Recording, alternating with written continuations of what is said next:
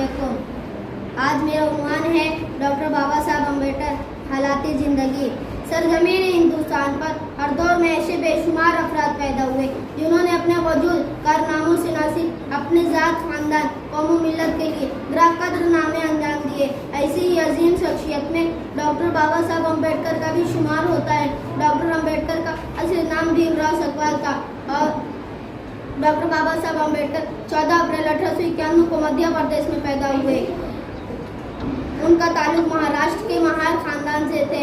उनके वालिद का नाम रामजी मालोजी सकपाल था और वालिदा का नाम भीमबाई था और दादा का नाम मालोजी था। भाई बहनों में ये सबसे छोटे थे।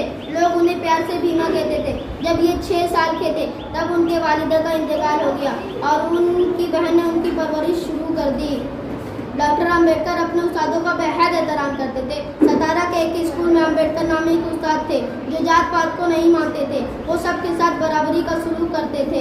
वो भीमराव को बहुत चाहते थे। उस्ताद और शागिर्द का ये रिश्ता ऐसा मजबूत हुआ कि आगे चलकर भीमराव सकपाल से भीमराव अम्बेडकर बन गए। मिटा दे अपनी हस्ती को अगर कुछ मर्तबा चाहे, मिटा दे अपनी हस्ती को अगर कुछ मर्तबा चाहे कि दाने खाक में मिलकर गुलो गुलजार होता है। इब्तिदा में अम्बेडकर को तालीम हासिल करने में कई रुकावटों का सामना करना पड़ा, इसलिए तालीम हासिल करने का शौक और मेहनत का जज्बा था, इसलिए वो आगे बढ़ते गए। मुंबई के एल्फिंस्टन स्कूल में उनका दाखिला हुआ। उन्होंने वहाँ मैट्रिक और BA पास किया। आला तालीम हासिल करने के लिए वो इंग्लिस्तान गए। जब वो इंग्लिस्तान से वापस आए तो उन्होंने अपने मुल्क में जात पात की तफरीक को मिटाने की कोशिश शुरू कर दी। पुराने ज़माने से हमारे मुल्क में जात पात का निज़ाम चला आ रहा है, जिसकी वजह से मुल्क का तबका गुर्बत और जहालत का शिकार था। गरीबों पर जुल्म सितम हो रहा था। अम्बेडकर ने अपने जैसे कमज़ोर इंसानों पर होने वाले जुल्म सितम के खिलाफ आवाज़ उठाई।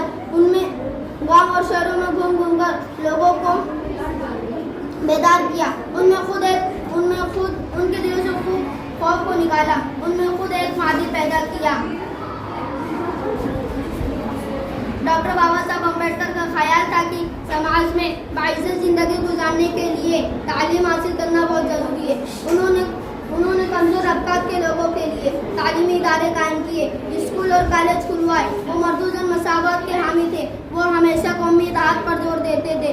उनके कारनामों में सबसे अहम कारनामा हमारे मुल्क का दस्तूर था।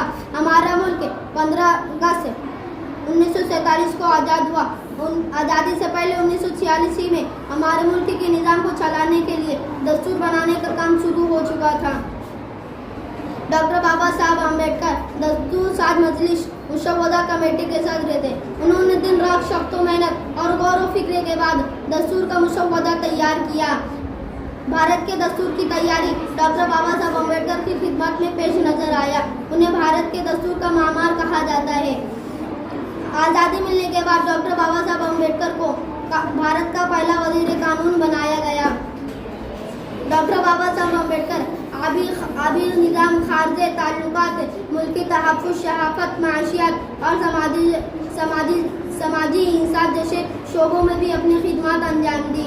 भारत का ये अजीम रहनुमा 6 दिसंबर 1956 को इस दुनिया से रुखसत हुए। भारत का सबसे कीमती अवार्ड भारत रत्न को 1990 को इनके नाम